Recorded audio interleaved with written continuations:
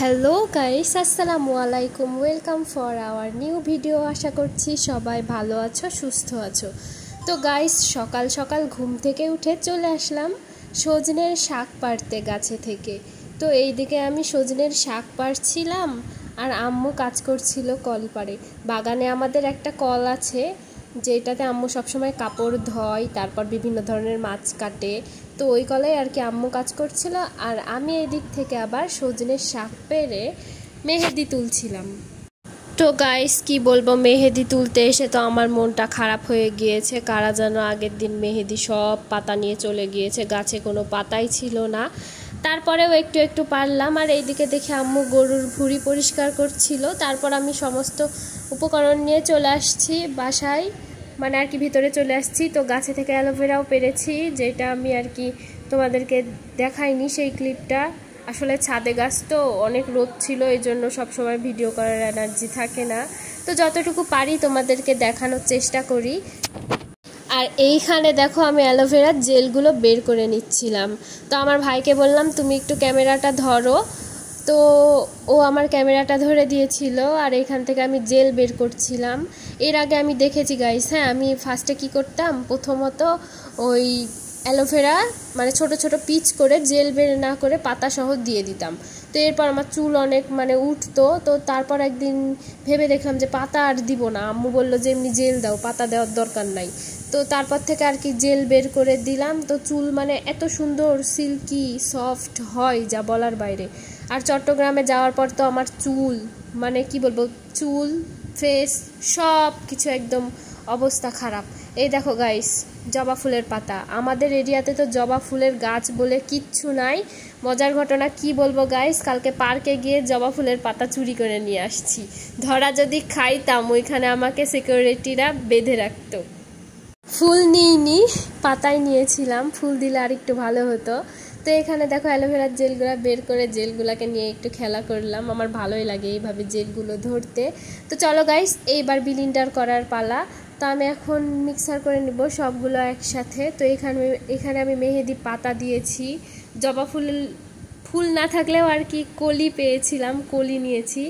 তো জবা ফুলের পাতা, মেহেদি পাতা, পেঁয়াজ, আমি কিন্তু কয়েকটা কালো জিরাও দিয়েছিলাম, যেটা দেখানো হয়নি। তো গাইস, সবগুলো একসাথে নিয়ে নিলাম আমি। এরপর অ্যালোভেরা জেলগুলো দিয়ে দিব এর ভিতরে। পানি কিন্তু আমি মেশাবো না, কারণ এই অ্যালোভেরা জেল থেকেই মনে করো পানি বের হবে, এই জন্য আমি এক্সট্রা কোনো পানি ইউজ করব না এখানে। তো গাইস চলো, এখানে দেখো আমার ব্লেন্ডার করা প্রায় শেষ। এবার দেখো কি সুন্দর গ্রিন কালারের হয়েছে। এগুলো এখন আমি একটা বাটিতে ঢেলে নিব সুন্দর করে সবগুলো। তো এই দেখো আমি বাটিতে ঢেলে নিয়েছি। এরপর দিব একটা ডিমের যে কি বাজে সেন্ট গাইস, আশা করি সবাই জানো। কিন্তু এখন কি করার বলো, এখন হেয়ার প্যাক বানানোর জন্য ডিম দিতেই হবে। ডিমে অনেক উপকার আছে চুলের জন্য। তো আর কি করার, কোনো রকম ডিম দিলাম। ডিম দিয়ে এখন ভালো করে ডিমটা একটু ফেট করে নিতে হবে। এখন আমার তো ডিম দেওয়া দেখে আর ভালো লাগছে না, কিন্তু এখন কি করার, ডিম দিতেই হবে, চুলের অবস্থা যে পরিমাণ খারাপ। তো এই জন্য আম্মু বলল যে ডিম দাও, সমস্যা নাই। তো এখানে আমি সুন্দর করে ফেট করে নিচ্ছিলাম এইটা। এখানে একা একাই ক্যামেরা ধরেছিলাম, আমার ভাই ছিল না এই জন্য। তো খুব একটা ভালো করে দেখাইতে পারলাম না, তাও যথেষ্ট চেষ্টা করেছি। তো সব মিশ্রণগুলো আমি অনেক সুন্দর করে ফেট করে একদম মিক্সড করে নিচ্ছি খুব ভালো করে গাইস। তো গাইস চলো এবার হেয়ার প্যাকটি হেয়ারে অ্যাপ্লাই করব।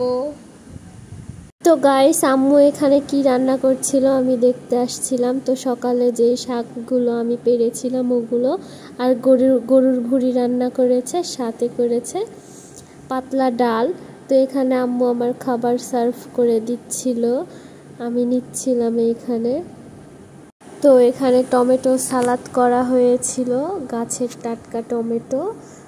আর তারপর আম্মু আমাকে গরুর ভুঁড়ি দিচ্ছিল এখানে, অ্যান্ড সকালে যে শাকগুলো আমি পেরেছি সেটা দিচ্ছিল। আর তাছাড়া সবাই লাঞ্চ করতে বসে গিয়েছে, আমি গোসলে গিয়েছিলাম যার জন্য দেরি হয়ে গিয়েছে, কারণ আজকে আমি হেয়ার প্যাক দিয়েছিলাম গাইস। তো গাইস, এই তো আমার খাবার রেডি, আমি এখন খেতে বসেছি। ফার্স্টে শাক দিয়ে খাচ্ছিলাম। শাক আগে খেতাম না, বাট এখন ভালোই লাগে। শাক খাওয়া শিখেছি তোমাদের ভাইয়ার কাছে থেকে। তো গাইস আমি এখন খেয়ে ফেলি। তো এরপর গাইস বিকেলে দেখি আব্বু আজকে স্পেশালি পটেটো চিপস বানিয়েছে হোমমেড। তো অনেক মজা হয়েছে, অনেক টেস্ট।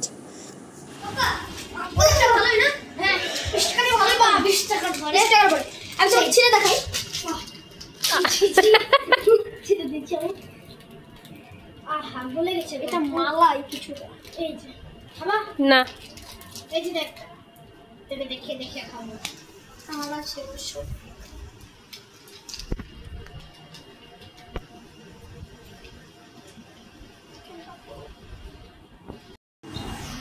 তো গাইস বর আমাকে এই সালামিগুলো দিয়েছে। এই দেখো এগুলা বরের থেকে পাওয়া, আর এগুলা আম্মু দিয়েছে। এই দেখো। তো এগুলা সবগুলো আমি এখন ব্যাংকে ফেলবো। এই যে ব্যাংকে ফেলবো। এই দুইটা সব সময় অত্যাচার করে, সব সময়।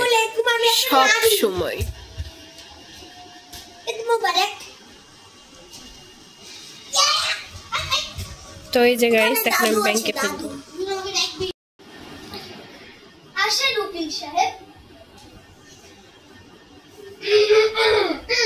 গাইস বসো এখানে আগে, তারপর আমি বলছি। দুইজন আগে বস, একটু দূরে বস। গাইস এই যে আমার ভাই যে ব্যাংক কিনেছে, এটা আমি আপনাদেরকে সেই দিনই দেখিয়েছি। হ্যাঁ, ভিডিওতে আমার দেওয়া আছে।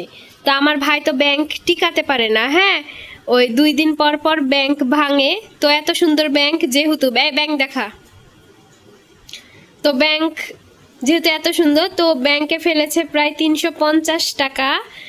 আর ওই ব্যাংকটা যে কোনো মুহূর্তে ভেঙে দিতে পারে, এই জন্য ও আমার কাছে ব্যাংকটা বিক্রি করে দিচ্ছে। তো 350 টাকা ও যেহেতু ফেলেছে, তো ওকে আমি এখানে 400 টাকা দিব।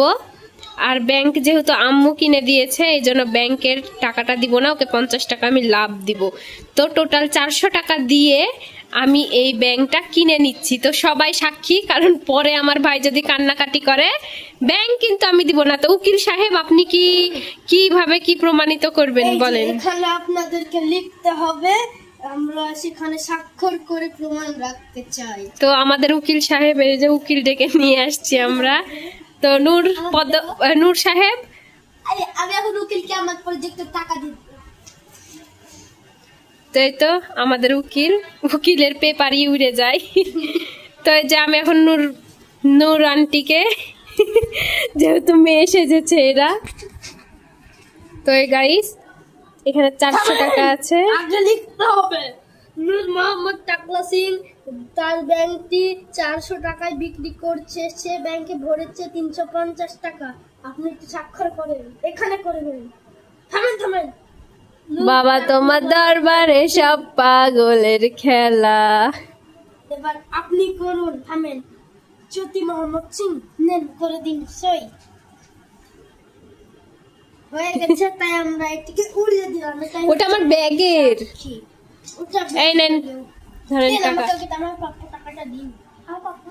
এই যে ব্যাংক কিন্তু আমাকে দিয়ে দিল গাইস, পরে কিন্তু কান্নাকাটি করলে আর হবে না, এই জন্য আমি ভিডিও করে রাখলাম। এই থামেন, উকিলকে তো টাকা দেয়নি, পার্কের টিকিট দিয়েছে। হ্যাঁ, আব্বু আসছে, আব্বু। তো গাইস আজকে এই পর্যন্তই।